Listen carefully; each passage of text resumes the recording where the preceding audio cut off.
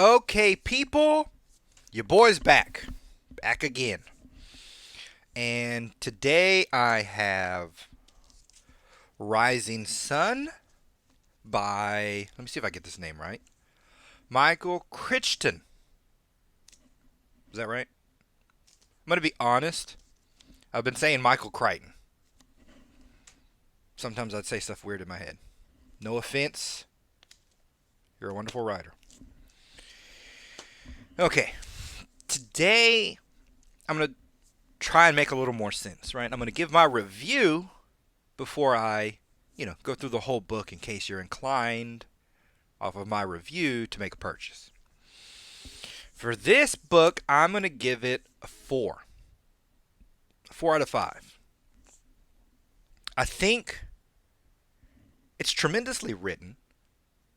And I think even if it's not in your genre, if you're like into romance books or science fiction, I think if you took a break, read this book, you'd be pleasantly surprised like I was. You'll have fun. I had fun, so I think you'll have fun.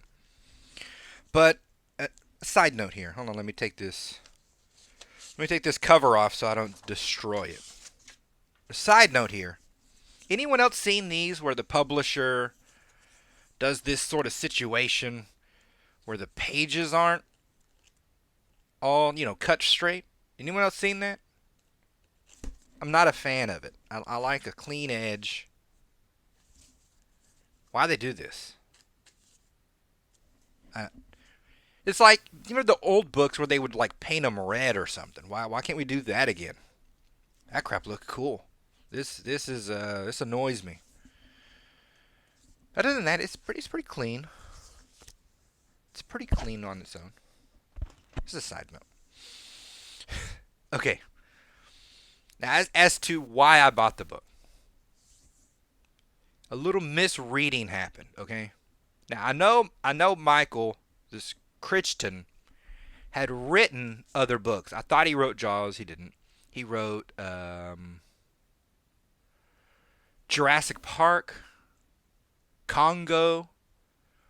These type of his books became movies, right? So when I look at the inside cover, it says Nakamoto Tower. And I instantly thought, I read it as Nakatomi Tower, which was from the Die Hard. And I knew Die Hard was inspired by a book. So I'm like, hey, I can get this inspiration of book and check it out, right? So that's what I did. I grabbed it. Now, if you've read this book, you know I was in for a little bit of a surprise because there is no bank heist. There is no Bruce Willis. There's no action in that sense. This is a murder mystery. A Japanese murder mystery, right? So I'm getting about halfway through, right? A good chunk of ways. Because, a novel can take different paths. So I get about halfway and before I realize I'm not getting Bruce Willis in this bad boy, right? It didn't ruin the book, which you would, again, a credit to the writing where when you think you're getting A and it turns out to be B and you're still highly enjoying of your time. It's good writing. So what is this book? Right? Like I said, it's a detective book, but it's not a typical. Let's say this is Japanese Columbo. If you can sort of square that in your head. None of the leads are Japanese, but that's the effect it gives you. Very interesting. We'll get into it. The Japanese thing is a major sort of crux of the book. We start in first person. I'm typically not a fan. I've seen very few books that do it really well. Clockwork Orange being one of them. And he doesn't do it particularly well here. No offense to him, but he doesn't. It's not the point of his writing here. It's a medium, right? It's a way to carry the reader to the dialogue, which is what he's actually just brilliant at. Glittering dialogue here, and it doesn't matter. He'll talk on the phone, our detective. He'll talk to the crime scene investigators. He can talk to his ex-wife. It doesn't matter who he's talking to.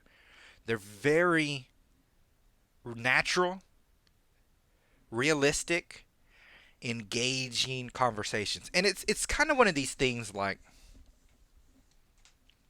you can live a normal life, work a normal job, an uninteresting, let's say, uninteresting job, and somehow your day felt interesting, right?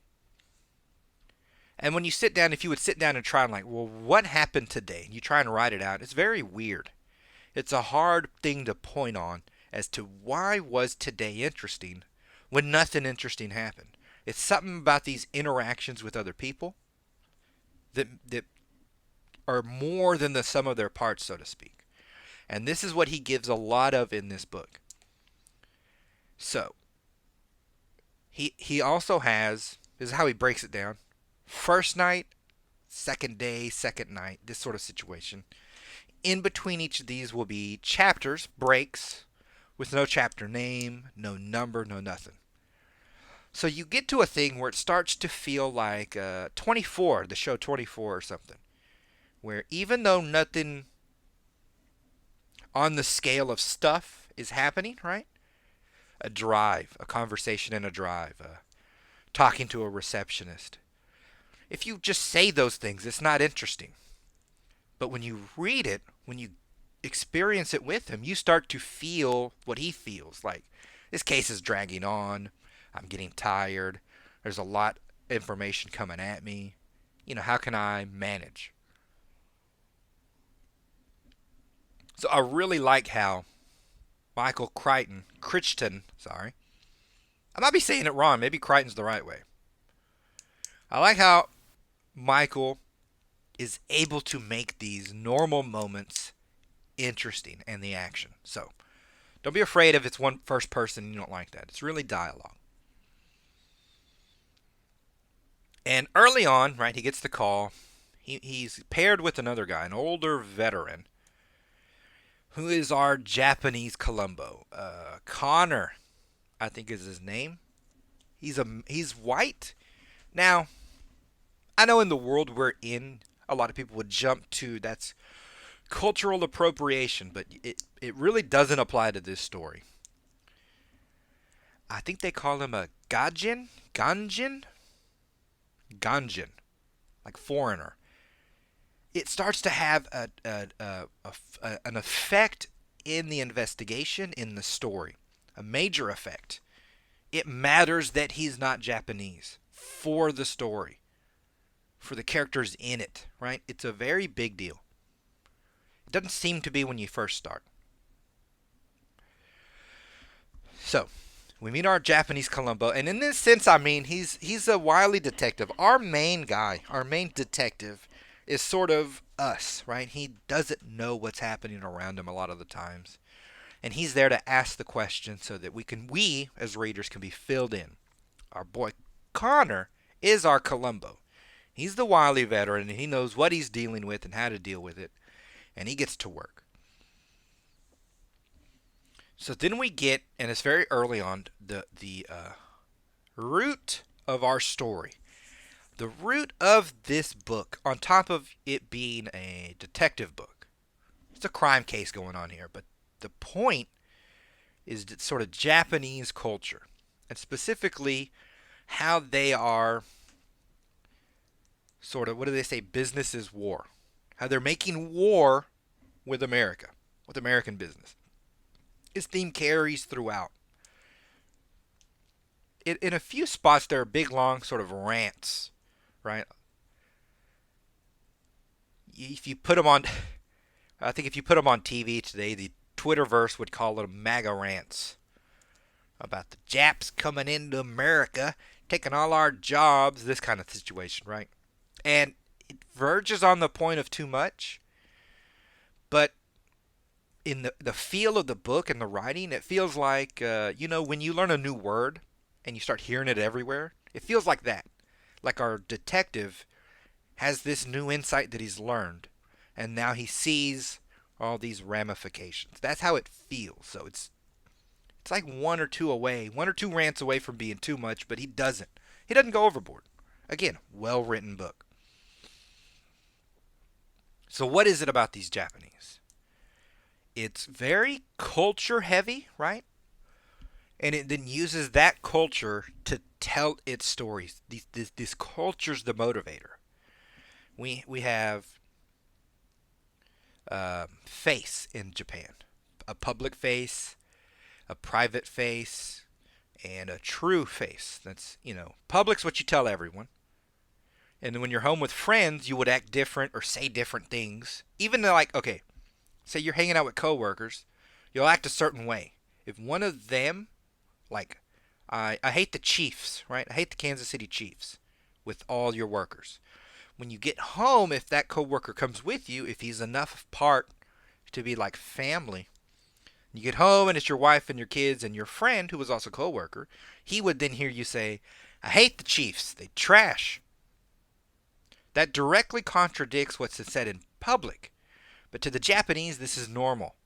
You should be a different way in front of your boss as opposed to in front of your wife, as opposed to in front of your family, right? They accept these contradictions. And for Americans, even in our story, that contradiction we take as two-faced and lying, right? They don't see it that way.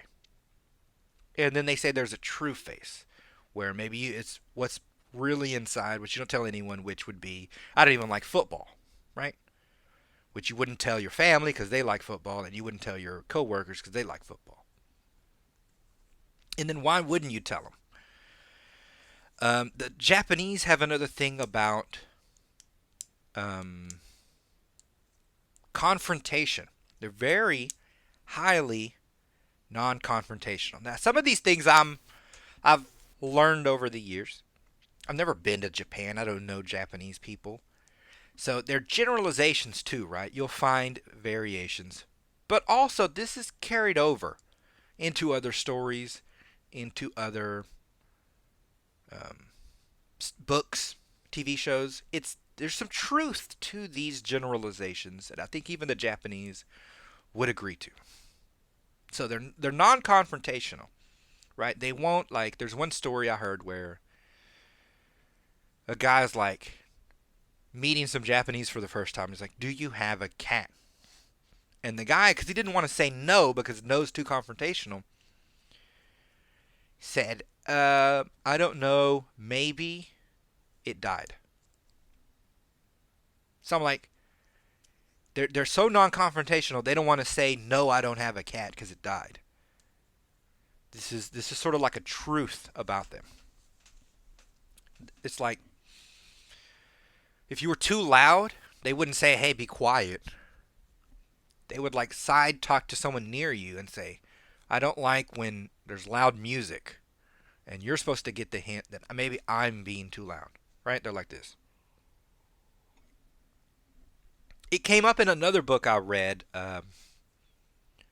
War in the Pacific. It's another vidya somewhere here where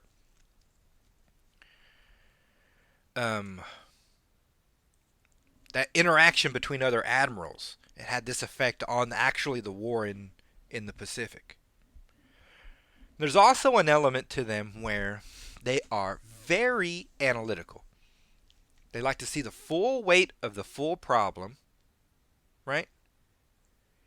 And act accordingly. That came up in the war in the Pacific as well, where they would make overly complicated maneuvers instead of just going at somebody and fighting them. So these interactions are explained, chapter by chapter to our detective, and he takes them sort of sideways, but they are true, and they're real.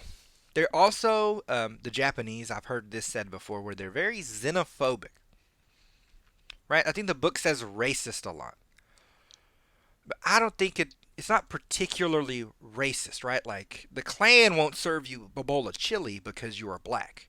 The Japanese will serve you food all day long. They'll just serve it, and when you eat, they'll say, "Look how this pig eats." But not like he's a pig, but like, we're civilized and they're all barbarians. Who's all? Everyone not Japanese, right? So they have a strong xenophobia, which plays into the story. They they'll be much more confrontational to the police than Americans would be.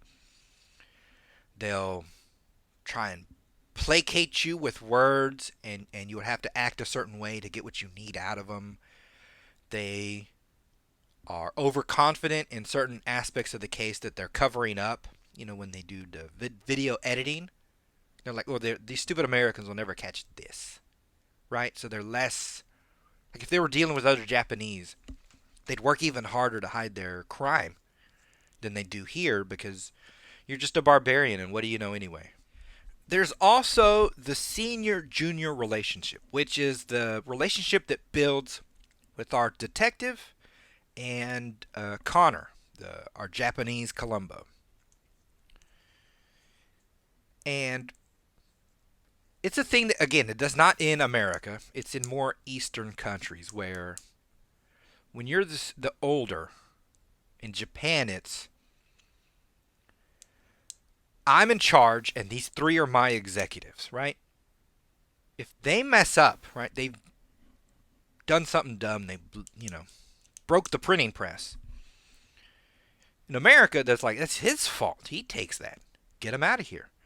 In Japan, the top would take it on himself. I messed up. I didn't train him well enough. Right? And they would then feel bad about that because he has to eat that. And you're like, well, who cares if he eats it? Social interactions are a big deal in Japan. Right? Shame. If you're loud, they won't say to shut up. They just won't talk to you. And by none of them, it's like you're excommunicated. So, I guess for some people this would be fine, but a lot of people describe a constant drip of this. Shunning, looking down on, not talking to, treating less than, this kind of thing. And it's a way the Japanese have, like, collectively to punish. So if you were an executive who failed your boss, that word would spread to other companies. It would affect your employment. Not your employment. In Japan, I think executives get lifetime appointments. But like your kids, they're like, well, he was the executive who failed his boss, so maybe I don't hire his kid. It's like real. This real crap in Japan. They'll do family chains, and if there's some kind of shame back in the day, then you're affected by it. Like, I didn't do anything. Like, well, it is what it is. Right? And then, again, an American thinking is, well, I'll just do it myself. Which leads us into another of the big keys that's in this book. Now, he stretches them out. I'm putting them all back together. But he stretches them out so they drip to you.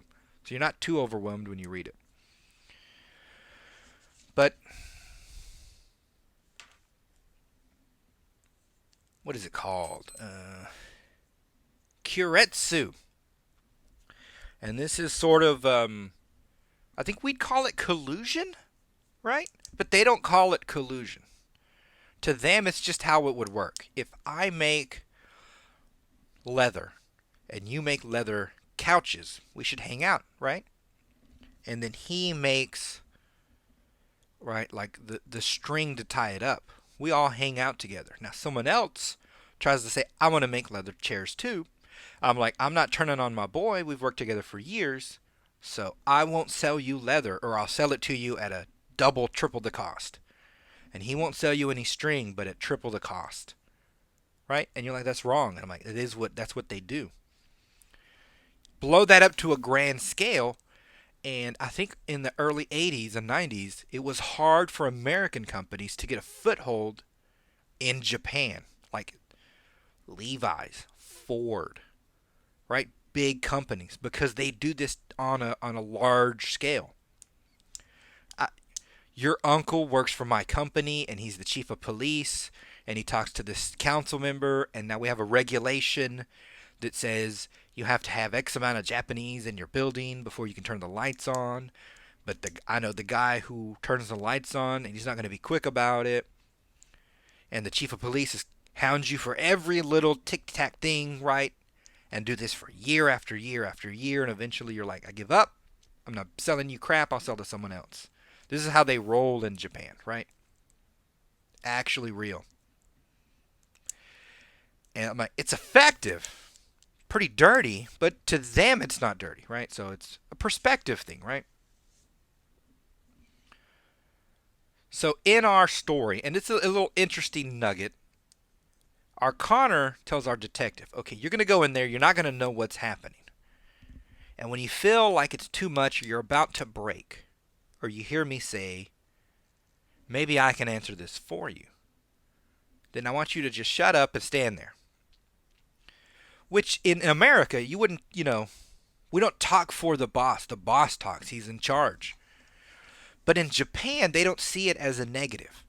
If, let's say, a young executive is now in charge, and I was his senior, no one would see it negative or a shame on me to let the other guy talk, because we all understand it's him saving face, kind of, so to speak, right? So he is like, I'm going to take over for my junior, because if I don't, he'll shame me, and then I have to eat it. It's a weird. They start to have weird pathing, right? But it kind of makes sense in their setup. So our guy is the detective in charge, but no one is actually asking him any questions. He just sort of stands there and nods, right? But they can't say anything negative directly to him, because then that's just rude, and none of them would be rude. And so they have to deal with Connor, who now is more experienced, and he starts pulling these cultural threads to get the information he needs. It is very good. And one thing constantly leads to the next, right? You're learning a little more culture. You're learning a little more of the case. You're getting to a dead end, and then this other way comes out. Culture way. And it made me very interested in a sort of a full Japanese detective. Like, I'd like a Japanese Sherlock Holmes. Because in our movies, Western, right? Ours, America, everything's about making the guy crack. We love a hard-nosed detective, a make you crack. I'll find some way to at you. I'll find this evidence. I'm very perceptive.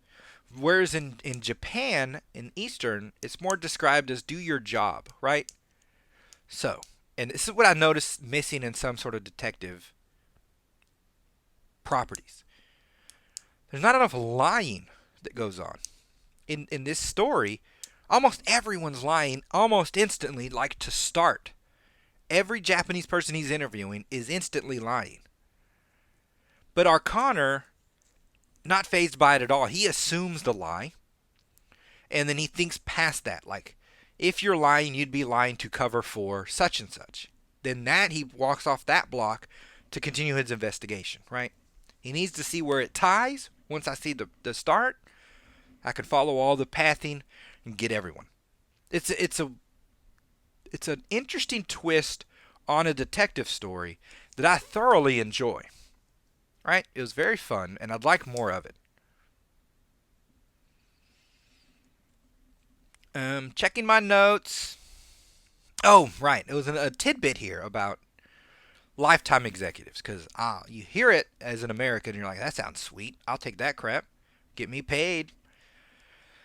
Well, the pressure doesn't end there, right? Like, let's say I was saying about an issue. If something happened, the line workers messed up, and a shipment of books was burnt, and now you're going to be out that shipment. To make up for it, in a Japanese company, the executives would stand up instantly. All of them, let's say there's 5, they'd all take a pay cut. They're like, we'll take a pay cut and eat this. And then the higher-up's like, that sounds good. And then he talks to the one that's sort of lower than him, and we all start to hash out how to fix it so it doesn't burn again. But those people take a pay cut. America, you're going to be hard-pressed to have anyone take a pay cut for anything. F that, I don't care about this company. Right? So, like, why does it work? Why wouldn't I just, like, well, I'm not taking a pay cut? Because they'll shun you. And you're like, well, what good is a shunning if I'm an executive still? Like, so I'll just take the pay. Well, what they do, they call them a window executive. right? And that's where literally they sit you in front of a window and then they don't talk to you again. You're getting paid.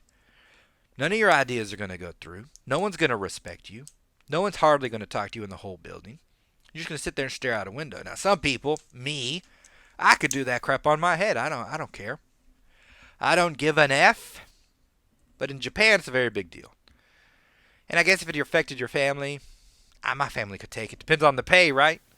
But again, Western, Eastern, there are these differences. And these differences play on the suspects in this book. Play heavily, right? It's their whole motivation. Then we sort of get into... Right, I talked about how they get into business, where they see war as business as war. And a lot of the rants are in this regard.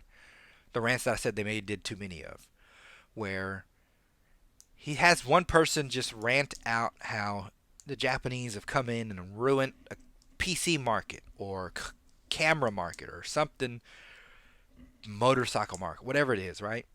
And it seems like a heavy-handed, very informative rant. And like I said, it's almost too much, but it's very true. What else they do is, again, in the vein of public shame being a thing, they use innuendo. Our detectives are getting too close to the situation, and whoever this shadow person is who did the murder now needs to attack them to make them back off so he can get away with his crime. And so our Connor asks our detective, you have anything, any shadows, any skeletons in the closet I need to know about? Because they're going to find them and use them against you. And he's like, no, I'm good. The worst thing he had in his file was a child molestation charge, which was just fake. A suspect he was arresting just blurted it out. Of course, it's a heavy charge, so you go through the steps. We found no evidence because it's actually not true. He's not a pedophile. And it just goes away. And in America, we don't think about it again. When in Japan, they, with influence they have in the New York Times and various other newspapers, drum this information up, right? And you're like, well, what's the big deal? Can't do anything. Well, if you start making calls, not to your ex-wife, to your ex-wife's boss, right? That then is like, I'm getting calls about pedophilia. I don't like this. Now he's hammering you. Now the ex-wife starts hammering the husband, who's our detective. She's flipping out thinking her career's going to be messed up. Simply on the charges, because of course, if you say it too many times, I don't want to hire a pedo detective. I don't want to hire a pedo personal investigator. I don't want to hire a pedo lawyer. It's just, it mars you, and people will back away in shock, which almost happens to our boy here. She, out of the blue, she's not a very attentive mother. Out of the blue, she's like, I'm gonna have to get full custody, right? So this innuendo, which was a trumped up nothing charge that was completely false, is on the verge of ruining our guy's life, right? And this is a weapon they use. And our boy Connor, our Japanese Columbo, is completely fine with it. He's like, I expected this. The sooner we get done with the case, the sooner all that gets cleared up. You don't have to worry about it. And I'm like, that's a very interesting element. And personally, I'm like, well, there's nothing you could touch me on, right? Because I always read a book and think how it would be for me. And it may be the same for you, right? We're readers. We just sit at home and read. We don't do dumb stuff. We don't go out to clubs. We're not, riding very fast. We don't stay out late. I mean, they got nothing on us. But how far out, how many friends or family out would you have to go before you find someone who has something? A pressure point, right? And so in that sense, you start to see, this is heavy pressure coming on the guy, right? Heavy pressure. And I could see how that pressure would be effective in real life. Don't want to have to deal with that.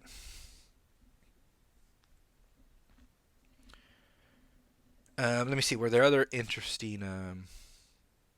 I think that was about the last element I wanted to cover. I'm not going to go too much into the beats of the case this time, because as I was sort of thinking to do that, it came off as less interesting than reading it. This is the interesting part. These cultural sort of situations, the norms that then inject themselves into our case. It's constant, it's throughout the whole thing. Of course, it's a detective book, so the case gets solved and everything works out. There's some action in here. It's pretty heavy. A very fun read. But another thing I found interesting, because I've mentioned a lot of culture, xenophobia, this kind of thing, and you might be thinking, I'm like, is our boy just pulling it out of his butt, right? Is he just making stuff up for his story? And he really isn't. And I haven't seen this many times. But we have a fiction book, right? With citations. Article after article. How many fiction books have you seen with citations, right? That's how in-depth he wanted to go for this particular story. He did have an overall point about these foreigners in attacking our markets, right? Some of that still, I'm like, when you hear these rants and you think MAGA, you're like, this was written years ago, decades, and it still holds up. It still feels relevant. You hear the part about innuendo and you instantly think cancel culture. So it's very interesting how some of these elements refine their way into modern life. But I thought that was just highly interesting that he would use citations in a fiction, in a book that's just not real. And I like that. I haven't read too many yet. I have a couple more where it's, let me take these facts and make a fake story out of it. It's very fun. But I've never seen any of them lean so heavily on the fact part for their not factual story, if you know what I mean. Makes for it's a very quick read, honestly. It looks like a thick boy, but I read it even. I'm slow. I read it fairly quickly. All right. Wonder how long this one was. I'll check. We'll see. Maybe I'll refilm it. This is the ad portion of your video. So I'm going to let this run a little bit. I did like the book, though. It's very fun. It's a very good, fun detective book. Takes some turns you're not used to. Sort of all detective books do that, right? But this cultural element really made that feel fresh. There's 10,000 detective books in the world, right? How do you make it feel fresh? This one felt very fresh. And seeing those citations at the end, a lot of this, as readers, we have a tendency to believe what we read.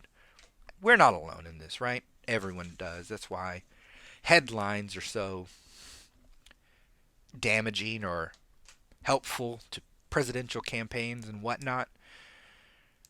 But the citations at the end really make you feel confident in saying some of these sort of generalities about Japanese people, right?